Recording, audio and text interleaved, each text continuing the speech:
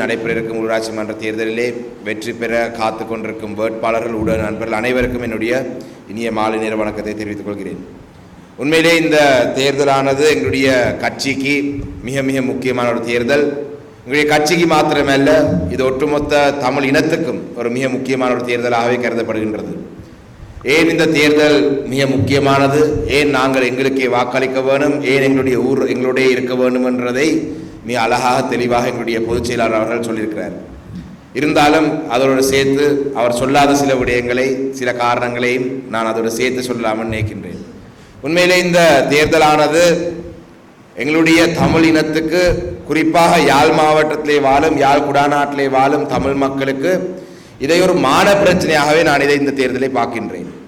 இந்த தேர்தலானது எங்களுடைய தமிழ் இனத்துக்கே ஒரு மான பிரச்சனையாகவே பார்க்கின்றேன்.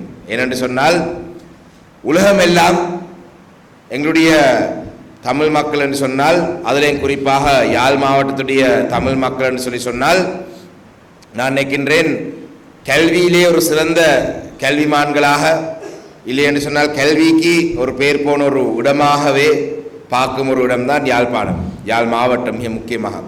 அதிலே உண்மையிலே இன்று எங்களுடைய A-level பரீட்சையினுடைய ரிசல்ட்ஸ் வந்திருக்கின்றது. நான் நினைக்கிறேன் பயோசயின்ஸ்லே இலங்கையிலே 3வது இடத்தை யாழ்ப்பாணத்தை சேர்ந்த ஒரு மாணவரோ மாணவியோ பெற்றிருக்கிறார். அதே போல் கொமர்ஸ், மேத்ஸ், ஃபிசிக்கல் சயின்ஸ் ஸ்ட்ரீம்லேயும் ஹார்ட்லி காலேஜில் படித்த ஒரு மாணவர் 2வது இடத்தை பிடித்திருக்கிறார். இப்படி யாழ்ப்பாணம் என்று சொல்லி சொன்ன அந்த 2 மாணவர்களுக்கும் என்னுடைய வாழ்த்துக்கள். அந்த 2 மாணவர்கள் மாத்திரமல்ல, சித்தி பெற்ற அனைத்து மாணவர்களுக்கும் என்னுடைய வாழ்த்துக்களையும் தெரிவித்துக் கொள்கிறேன். இவ்வாறாக யாழ் நகரம் என்று சொன்னால், யாழ்ப்பாணம் என்று சொல்லி சொன்னால், இப்படி கல்விக்கு பேர் போன ஒரு மாவட்டமாகவே இருந்தது.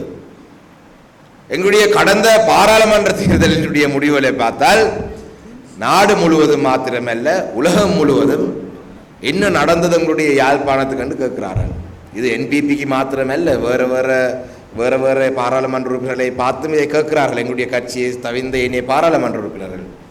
ஆனால் எங்களுக்கு மீண்டும் ஒரு சந்தர்ப்பம் கிடைத்திருக்கு இந்த விடயங்களை நாங்கள் நிவர்த்தி செய்வதற்கு. கணக்க காலம் போய் 6 மாதத்துக்குள்ளே இறைவன் நமக்கு ஒரு சந்தர்ப்பத்தை தந்திருக்கிறாங்க. அந்த வகையில் எங்களுடைய மக்கள் இந்த தேர்தலிலே அனைத்து மக்களும் ஒரு அணியாக நின்று எங்களுடைய இலங்கை தமிழரசு கட்சிக்கு வாக்களித்தால் மாத்திரம்தான் அந்த மாற்றத்தை நாங்கள் பெரிய அளவிலே காட்டிக்கொள்ளலாம். ஏனைய கட்சிகள், சின்ன சின்ன கட்சிகள், சுயேட்சை குழுக்கள், யாழ்ப்பாணத்துக்கு மட்டுப்படுத்தப்பட்ட கட்சிகள், ஒரு பாராளுமன்ற உறுப்பினர் இருக்கிற கட்சிகள், இப்படியான கட்சியில் எங்களுடைய மக்கள் போன்ற ஒவ்வொரு வாக்கும் என்னை பொறுத்தளவிலே ஒரு வீணாக போகும் வாக்காகவே நான் பார்க்கிறேன். ஏனென்றால் ஒரு செய்தி ஒன்று சொல்றதுக்கு, இல்லாவிட்டால் எங்களுடைய ஒரு எண்ணிக்கையிலே ஒரு மாற்றம் நடந்திருக்கு என்று சொல்றதுக்கு, இலங்கை தமிழரசு கட்சியினுடைய வாக்கு வங்கி அதிகரிக்கிறதின் ஊடாக தான் நாங்கள் அந்த செய்தியை சொல்லலாம். நாங்கள் ஏன் இந்த செய்தியை சொல்ல வேண்டும் என்று சொன்னால், இந்த NPP அரசாங்கத்துடைய செயல்பாடு கடந்த காலத்திலே இருந்த அரசாங்கத்தை விட மோசமான செயல்பாடாகவே இருக்கின்றது. இதுக்கு பல காரணங்கள் இருக்கு. இன்று பார்த்தான், தற்பொழுது பார்த்தான், வவுனியாவிலே ஒரு வைத்தியசாலையிலே சுகாதார அமைச்சர் சென்றிருக்கிறார். எங்களுடைய செயலாளர் சொன்னது போல தேர்தல் சட்டங்களை முழுக்க மூடிக்கொண்டிருக்கிறார்கள். வவுனியாவிலே ஒரு சுகாதார ஒரு வைத்தியசாலைக்கு சென்று, அந்த வன்னி மாவட்ட பாராளுமன்ற உறுப்பினருடன் சென்று, அந்த வைத்தியசாலையிலே இருக்கும் குறைபாடுகளை நாங்கள் நிவர்த்தி செய்து தருவோம், இந்த வைத்தியசாலையிலே இருக்கிற ஆளணி பற்றாக்குறையை நாங்கள் நிவர்த்தி செய்து தருவோம் என்று வாக்குறுதியை கொடுத்து வாரார்கள். இதெல்லாம் தேர்தலுக்கு முதல் தெரியாதா? தேர்தல் வந்ததுக்கு பிறகுதான் இந்த வைத்தியசாலைக்கு வர வேண்டும் என்று இந்த எண்ணம் டாக்டர் நலிந்த ஜெயதிஸ் அவருக்கு வந்திருக்கு. வரவேற்கத்தக்கபடியே நாங்கள் அவங்கள் வைத்தியசாலைக்கு ஆளணி பற்றாக்குறை நிவர்த்தி செய்ய வேண்டாம் என்று நாங்கள் சொல்லல. ஆனால் உண்மையாக இதை செய்ய வேண்டும், நேர்மையாக இந்த விடயங்களை செய்ய வேண்டும். எங்களுடைய கிழக்கு பல்கலைக்கழகத்தை எடுத்தால், கிழக்கு பல்கலைக்கழகத்தில் தெரிவு செய்யப்பட்ட அந்த எண்ணிக்கை ஒன்று, அதில் அந்த போர்ட் மெம்பர்ஸ், அந்த எண்ணிக்கையை முழுக்க பார்த்தீங்கன்னு சொன்னால் சிங்கள மக்களை தான் நியமித்திருக்கிறார்கள் கிழக்கு பல்கலைக்கழகம். இப்படி பல விடயங்களை நாங்கள் அவதானித்தால், தமிழ் பிரதிநிதிகளுக்கும் சரி, தமிழ் மக்களுக்கும் சரி, தேர்தல் காலம் வராவிட்டால் எந்த அங்கீகாரமோ எந்த அந்தஸ்தோ இந்த அரசாங்கத்திலே இல்லை. அண்ணன் பிரகாஷ் அவர்கள் பேசும் பொழுது சொல்லியிருந்தார், இந்த வீதியை உள்ளூராட்சி மன்றத்திலே எங்களுடைய கைவசம், எங்களுடைய உள்ளூராட்சி மன்றம், அதாவது இந்த வேலி தெற்கு உள்ளூராட்சி மன்றம் எங்களுடைய கைவசம் இல்லாவிட்டால் இதுல இருக்கிற கேகேஎஸ் வீதியை ஏகேடி வீதியாக பேர் மாற்றுவார்கள் நினைக்கலாம், செய்யலாம். ஏனென்று சொன்னால் அதை எதிர்க்கிற அளவுக்கு அந்த கட்சிக்குள்ள இருக்கிற பாராளுமன்ற உறுப்பினருக்கு முடியாத ஒரு சூழல் தான் இருக்கின்றது. அப்படியே கேகேஎஸ் வீதி ஏகேடி வீதியா மாத்திரன்றது ஒரு சிறிய ஒரு உதாரணம் மாத்திரம்தான். அப்படியான ஒரு சாதாரண விஷயத்தை கூட இந்த அரசாங்கம் முன்னெடுத்தால் அந்த கட்சியினுடைய சார்பில் தெரிவு செய்யப்பட்டிருக்கிற பாராளுமன்ற உறுப்பினருக்கும் அதுக்கான ஒரு எதிர்ப்பை தெரிவிக்க முடியாத நிலையிலே உள்ளூராட்சி சபைகளிலே தவிசாளரோ உள்ளூராட்சி சபையுடைய உறுப்பினரோ அப்படியான ஒரு விடயம் நடந்தால் அதுக்கான எதிர்ப்பை தெரிவிக்க முடியாதவர்களாக இருப்பார்கள். இந்த வெளி தெற்கு பிரதேசம் மாத்திரமல்ல, வெளியாமத்தில் இருக்கும் அனைத்து பிரதேச சபைகள், எங்களுடைய யாழ்ப்பாணத்தில் இருக்கும் நகர சபை, எல்லா சபைகளிலுமே தவிசாளர்கள் அவை தலைவர் பிமல் ரட்நாயக்க மற்றும் டில்வின் சில்வா சொல்றதை கேட்டுதான் நடக்க வேண்டியதாக இருக்கும். என்றால் பாராளுமன்றத்திலே பேசுறதுக்கு சந்தர்ப்பம் கொடுக்கிறார்கள். அப்படியான ஒரு நிலைமை வந்தால் எங்களுடைய பாராளுமன்ற உறுப்பினர்களே சொல்வார்கள், என்ன இதண்டு விடுங்க என்று சொல்லுவாங்க. இதண்டு விடுங்க இல்லாடி அதண்டு விடுங்க என்று தான் சொல்லுவார்கள். இது இதண்டு விடுற அதண்டு விடுற விஷயம் அல்ல. எங்களுடைய மக்களுடைய பிரச்சனைகளை இந்த பாராளுமன்ற உறுப்பினர்கள் இதண்டு விடுற அதண்டு விடுற மாதிரியாக நாங்கள் தீர்க்க முடியாது. அவருடைய நகர சபை உறுப்பினர்கள் வந்தால், அவங்களுடைய பிரதேச சபை தவிசாளர் மேயர் வந்தால் இந்த வீதியை நாங்கள் பேர் மாற்ற போறோம் என்று சொல்லி அவை தலைவர் கொழும்புல இருந்து டெல்வின் சில்வா சொன்னார். அவர்கள் இதில் இதண்டு விடுவோம் அதண்டு விடுவோம் என்று சொல்லி சமாளித்து விடுவார்கள். ஆனால் இலங்கை தமிழரசு கட்சியினுடைய உறுப்பினர் இருந்தால் மாத்திரம்தான் எங்களுடைய மக்களுடைய சார்பில் அந்த குரல் கொடுப்பார்கள். இலங்கை தமிழரசு கட்சியுடைய பாராளுமன்ற உறுப்பினராக இருக்கட்டும், மாகாண சபை நடந்தால் மாகாண சபை தேர்தலில் தெரிவு செய்யப்பட்ட மாகாண சபை உறுப்பினராக இருக்கட்டும், உள்ளூராட்சி மன்றங்களுடைய உறுப்பினராக இருக்கட்டும், நாங்கள் எல்லாம் தமிழினத்தினுடைய எதிர்காலத்துக்காக தமிழ் மக்களுக்காக இருக்கிற ஒரு கட்சி. எங்களுடைய கட்சி உறுப்பினர்கள் அதுக்காக தான் இயங்குவார்கள். ஒரு நிரந்தரமான அரசியல் தீர்வு எட்ட வேண்டும் என்று எங்களுடைய கட்சி முயற்சித்துக் கொண்டிருக்கின்றது.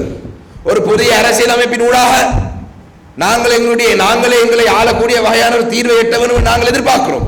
ஆனால் இவர்களுடைய எண்ணம் என்ன? நாட்டிலே தமிழ் மக்களுக்கு அரசியல் தீர்வு அவசியம் இல்லை என்று சொல்வதுதான் தேவை. அதை ஒரு வகையாக பாராளுமன்ற தேர்தலை வைத்துக் கொண்டு இப்ப பேசிக்கொண்டு வராங்க. பாராளுமன்றத்தில் இதுதான் கதை. பாராளுமன்றத்திலே நாங்கள் எங்களுடைய தமிழ் பிரதியில் நாங்கள் பேசுறதுக்கு எழுந்திருந்தாலே சொல்லுவார், நீங்கள் தமிழ் மக்களுடைய பிரதிநிதி அல்ல, நாங்கள் தான் தமிழ் மக்களுடைய பிரதிநிதிகள். தமிழ் மக்களுடைய சார்பிலே தமிழ் மக்களுக்கு என்ன பிரச்சனை இருக்கின்றது நாங்கள் தான் சொல்லுவோம், அவர்களுக்கு என்னென்ன தீர்வுகளை வழங்குவோம் நாங்கள் தான் சொல்லுவோம் என்று சொல்றார்கள்.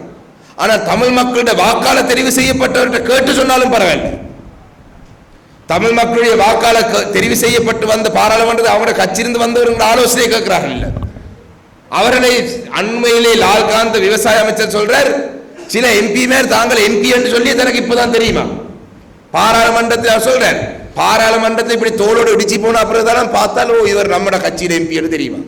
இதுதான் அவனுடைய கட்சியின் நிலை. 225 எம்பி மேர் இருக்கிற பாராளுமன்றத்தை இதுதான் நிலைமை என்றால், நாட்டிலே 9000க்கு அதிகமாக இருக்கக்கூடிய பிரதேச சபை உறுப்பினர்களே, யாழ் மாவட்டத்திலே போட்டி போடுற 400 வேட்பாளர்களே எப்படி தெரிய போகின்றது? அவர்களை எதுவுமே தெரியாது. அவர்கள் சபைக்கு சென்றால் கொழும்புல இருந்து வரும்.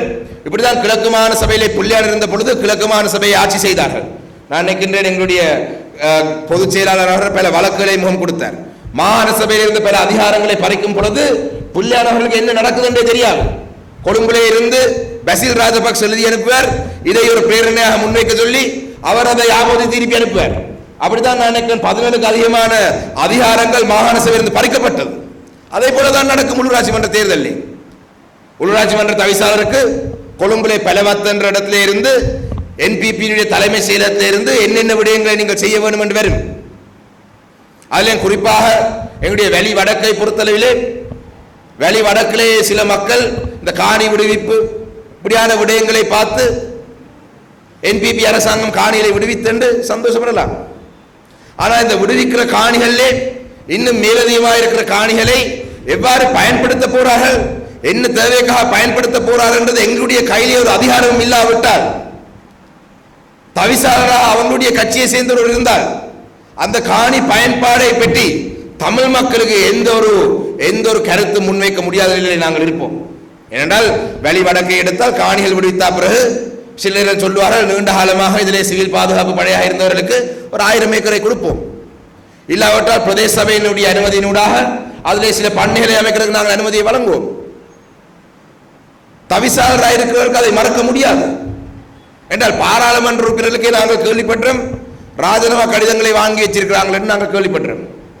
3 பாராளுமன்ற உறுப்பினரும் ராஜினாமா செய்ய வேண்டும் என்று கடிதம் கொடுத்திருக்கிறதாக நாங்கள் கேள்விப்பட்டோம். உண்மையா இருக்கலாம் என்றால் பாராளுமன்றத்தை அவர்களை பேசுவதை நான் காணவில்லை.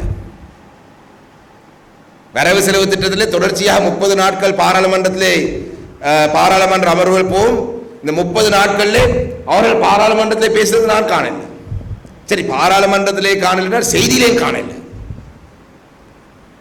பாராளுமன்ற உறுப்பினராலே இது முடியாமல் இருக்கும் பொழுது உள்ளூராட்சி மன்றங்கள் இருக்கிற உறுப்பினர் எவ்வாறு செய்வார் என்றதை நாங்கள் சிந்திக்க வேண்டும். இதிலே ஊழலை பற்றி சொல்றார்கள். வடக்கு கிழக்கிலே முதலாவது இடத்தை பிடித்தது வெளி வடக்கு பிரதேச சபை. எங்களுடைய அண்ணன் சுயிரதன் அவர்கள் தவிசாளராக இருக்கும் பொழுது உலக வங்கியால் செய்த ஒரு ஆய்வின் கீழே வடக்கு கிழக்கிலே இருக்கிற பிரதேச சபையிலே முதலாவது இடம் செயல்பாடு, இந்த சகல விடயங்களில் முதலாவது இடம் வெளி வடக்கு பிரதேச சபையாக எடுத்திருந்தது. அவ ஊழல் செய்த பிரதேச சபையாக இருந்திருந்தால் கிடைச்சிருக்குமா? என்று ஜனாதிபதி தங்களுடைய கட்சியை சேர்ந்தவர்கள் மாத்திரம்தான் ஊழல்வாதிகளாக இருக்கக்கூடாது என்று சொல்றார். மன்னிக்கோடும், தங்களுடைய கட்சியை சேர்ந்தவர்கள் மாத்திரம்தான் ஊழல்வாதிகள் இல்லை என்று சொல்றார்கள்.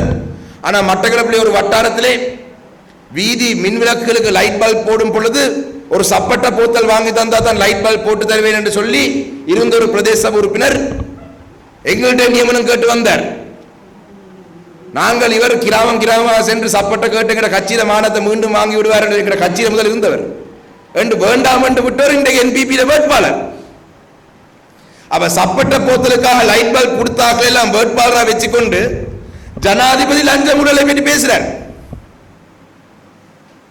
ஆனால் எங்களுடைய கட்சியினுடைய தவிசாளராக இருந்தவர் மீண்டும் வேட்பாளராக இருக்கிறார். வெளி வடக்கு பிரதேச சபையை சரியாக ஆட்சி செய்து சரியாக அதை வழிநடத்தி வடக்கு கிழக்கிலே முதலாவது இடத்தை பிடித்த பிரதேச சபையுடைய தவிசாளர் எங்களுடைய வேட்பாளராக இருக்கின்றார். இப்ப ஜனாதிபதிக்கு இதை பற்றி எல்லாம் பேசுறதுக்கு அருகதில்லை. ஜனாதிபதிக்கு உண்மையா பாவம் தெரியாது. அவருக்கு என்ன, இன்றைய நாளைக்கான பொய்கள் பட்டியல் ஒன்று கொடுக்கப்படுது. அந்த பட்டியலை ஏதாவது ஒன்று அவர் பார்த்து போட்டு ஏதாவது ஒன்று வாசிச்சு விட்டு போவார். இதான் நடக்குது.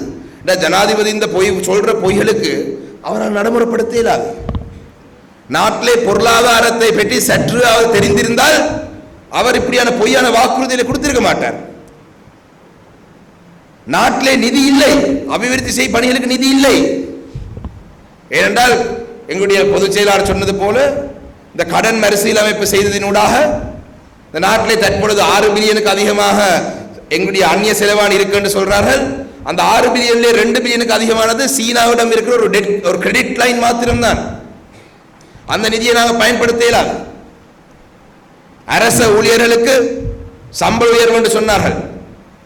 ஏப்ரல் 10ஆம் தேதி அரசு ஊழியர்களுடைய அந்த சம்பளம் பட்டியல் வந்தது.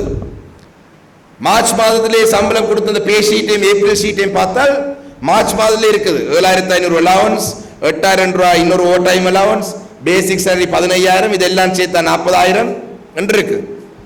ஏப்ரல் மாதத்திலே பார்த்தால் அது எல்லாத்தையும் அகட்டி பேசிக் சேலரி 40000, 2 தான். அதோட சேர்த்து கீழே 5000 ரூபாய் கூட்டிருக்கு. 5000 ரூபாய் கூட்டிருக்கு. ஆனால் பேசிக் சேலரியை 15000 கூட்டிருக்குன்னு சொல்றாங்க. ஏன் இப்படி செய்யறாருன்னு சொன்னால் சம்பளத்தை உயர்த்துறதுக்கும் காசு இல்லை. முதலாவது முறையாக அரசு ஊழியர்களுக்கு சம்பளம் உயர்வை 2025ஆம் ஆண்டு வரவு செலவு திட்டத்திலே 26, 27க்கான சம்பள உயர்வை சொல்லியிருக்கிறார்கள். வளமே ஒரு வருஷத்துக்கு மட்டும்தான் வரவு செலவு திட்டத்தை சொல்லப்படும். என்ன காரணம்? 3 வருஷத்துக்கு ஒரு ஐடியா சொன்னதுக்கான காரணம் இந்த வருஷத்திலே அந்த சம்பளத்தை அதிகரிக்க நிதி இல்லை. அப்ப நிதி இல்லாத ஒரு நாட்டிலே மன்னாரிலே இருந்து புத்தளத்துக்கு 90 கிலோமீட்டருக்கான வீதி அமைக்க போறாராம். யாழ்ப்பாணத்திலே சர்வதேச ஒரு மைதானத்தை உருவாக்க போறாராம்.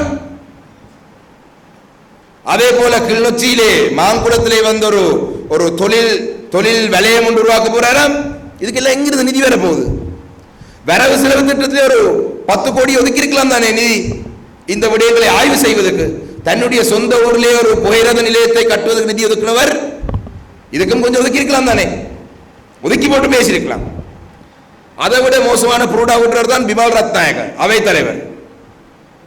நான் கடந்த ஒரு 2-3 நாள்களாக தீவு பகுதியில தான் ஃபுல்லா சுத்தி திரிகிறார். அவங்களுக்கு தெரியும் தீவு பகுதிக்கு போய் குடி தண்ணிய தாரம் என்று சொன்னால் அந்த மக்கள் தண்ணிக்காக ஏங்கி கொண்டிருக்கிறார்கள். அது வழங்க வேண்டிய ஒரு விடயம். குடி தண்ணியை நாங்கள் தருவோம் என்று சொன்னால் அந்த மக்களுக்கு அதே பெரிய ஒரு விஷயம். ஆனா குடி தண்ணி தீவக பிரதேசத்துக்கு கொண்டு போவதற்கு எந்த ஒரு திட்டமும் வரவு செலவு திட்டத்தில் முன்மொழியப்படவில்லை. நான் ஒரு 3 வாரங்களுக்கு முன்பாக மட்டக்களப்பு மாவட்டத்திலே ஒரு 1 கிலோமீட்டர் தூரத்துக்கு பைப்லைன் போடுவதற்கு உங்களிடம் போதிய அளவு வளங்கள் இருக்காண்டு பாராளுமன்றத்தில் ஒரு கேள்வி ஒன்று எழுப்பியிருந்தேன். அந்த கேள்வி பதில் நேரத்தில் அதுக்கு பிரதி அமைச்சர் சொல்றார், எங்கள்கிட்ட எத்தனை பைப் இருக்குன்னு எங்களுக்கு தெரியாது, நாங்கள் பைப்களை பார்த்து நாங்கள் சொல்றோம். மட்டக்களப்பிலே 1 கிலோமீட்டர் நீளத்துக்கான பைப்லைன் போடுறதுக்கு எவ்வளவு பைப் இருக்குன்னு தெரியாதவர்கள் எங்களுடைய தீவகத்திலே போய் புதிதாக குடி தண்ணி கொடுக்கிறேன்னு சொன்னால் கொடுத்தால் சந்தோஷம். ஆனால் தேர்தல் காலத்திலே இப்படியான வாக்குறுதிகளை கொடுக்கிறது முற்றும் முழுதாக எங்களுடைய மக்களை ஏமாற்றும் வகையான செயல்பாடு. அந்த வகையிலே நான் மிக நீண்ட நேரம் பேச விருப்பப்படவில்லை. பேச வேண்டிய பல விடயங்கள் இதுக்கு முன்பு இருந்த கூட்டங்களை பேசிவிட்டேன். ஒவ்வொரு கூட்டத்துக்கும் புதிதாக ஒரு டாபிக் பேசுவதும் கொஞ்சம் கஷ்டம்தான், இருந்தாலும் முயற்சி இருக்கிறேன். அந்த வகையிலே எங்களுடைய மக்கள் எங்களுடைய கட்சியை, எங்களுடைய இலங்கை தமிழரசு கட்சியை நிச்சயமாக எதிர்வரும் மே மாதம் 6ஆம் தேதி வெல்ல வைக்க வேண்டும். மற்ற கட்சியை நாங்கள் விமர்சிக்க விருப்பப்படவில்லை, ஆனால் அந்த கட்சியை சேர்ந்தவர்கள் எங்களை விமர்சிக்கிறார்கள். நான் சற்று முன்பு பார்த்திருந்தேன், சைக்கிள் கட்சியினுடைய தலைவர் கஜன் பொன்னம்பலம் அவர்கள் மட்டக்களப்பிலே மண்டூர் என்ற பிரதேசத்திலே வேட்பாளர் அறிமுக கூட்டத்திலே சொல்லியிருக்கிறார், இந்த தேர்தலிலே இலங்கை தமிழரசு கட்சிக்கு தமிழ் மக்கள் பாடம் போட்ட வேண்டுமா. கீழுக்கு தேடி தேடி போனான் வேட்பாளர் அறிமுகம் கூட்டம் என்றால் மண்டூர் என்றால் என்னுடைய பாட்டனர் சீமு ராசமாணிக்கம் ஐயா தமிழரசு கட்சியுடைய முன்னாள் தலைவர் பிறந்த ஊர். இந்த ஊரில் எப்படி சைக்கிளுக்கு கூட்டம் போட்டிருக்கிறார்கள் சொல்லி நான் பார்த்தேன். பார்க்கத்தானே வேணும். பார்த்தால் வேட்பாளர் அறிமுக கூட்டத்தில் அவர் பேசின படம் மாத்திரம்தான் இருக்கு, வந்த மக்களுடைய படங்களை காணல. அப்ப நான் வெளியில போய் பார்த்துருப்பீங்க, டெலிஃபோன் கால் ஒன்று காய்ச்சிட்டு வந்தேன். நான் அங்க அந்த ஊடகவியலாளர் அடிச்சு கேட்டேன், என்ன நடந்ததுண்டு. இல்ல வேட்பாளர்கிட்ட படம் போடுற அளவுக்கு அங்க கொண்டும் இருக்கு இல்ல, அப்ப அதால அவரோட படத்தை பட்டம் போட்டான்னு சொன்னார்கள்.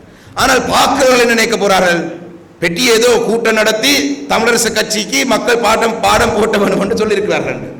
இதை நான் ஏன் சொல்றேன் சொன்னால், நாங்கள் அவர்களை விமர்சிக்க விருப்பப்படவில்லை. ஆனால் மட்டக்களப்பிலே இலங்கை தமிழரசு கட்சி போட்டி போடும் 11 பிரதேச சபைகளிலே 9 பிரதேச சபைகள் தற்பொழுது நாங்கள் வெல்லக்கூடிய சூழல் இருக்கின்றது. மற்ற 2 பிரதேச சபைகளும் நாங்கள் ஆதரவு வழங்குகிற கட்சி தான் வெல்லக்கூடிய சூழல் இருக்கின்றது. சைக்கிள் கட்சி கடந்த பாராளுமன்ற தேர்தலில் 1250 வாக்குகள் தான் மட்டக்களப்பிலே எடுத்தவர்கள் ஒட்டுமொத்த மாவட்டத்திலே. அப்படியான ஒரு நிலையிலே மட்டக்களப்பிலே ஒரு வட்டாரத்தை வெல்லக்கூடிய ஒரு சூழல் இல்லாத பொழுது ஏன் இலங்கை தமிழரசு கட்சிக்கு வந்து மட்டக்களப்பிலே பாடம் போட்ட வேண்டும்?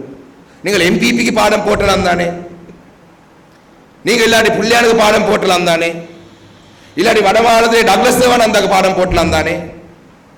அதை விட்டு இலங்கை தமிழரசு கட்சியை பாடம் போட்டுவது என்று சொல்லி இவர்கள் நினைத்துக் கொண்டிருக்கிறார்கள் என்று சொன்னால், தேர்தலுக்கு இன்னும் 4-5 நாட்கள் தான் இருக்கின்றது. நாங்களும் எங்களுடைய சில கட்சியினுடைய மூத்த உறுப்பினருடைய அன்பு கட்டளையை மீறி நாங்களும் அந்த கட்சிகளை விமர்சிக்க வேண்டியதாக வரும். அந்த வகையிலே யாழ் மாவட்டத்திலே வைத்து ஒரு எச்சரிக்கையாகவே சொல்கிறேன், தயவு செய்து இலங்கை தமிழரசு கட்சிக்கு பாடம் போட்டுவதென்றதை விட்டுவிட்டு நீங்கள் உங்களுடைய கட்சியினுடைய அரசியலை முன்னெடுங்கள். உங்களுடைய கட்சிக்கு ஒரு கொள்கை இருக்குன்னா நீங்க அதை சொல்லுங்க, மக்கள் விரும்பினா வாக்களிக்கட்டும்.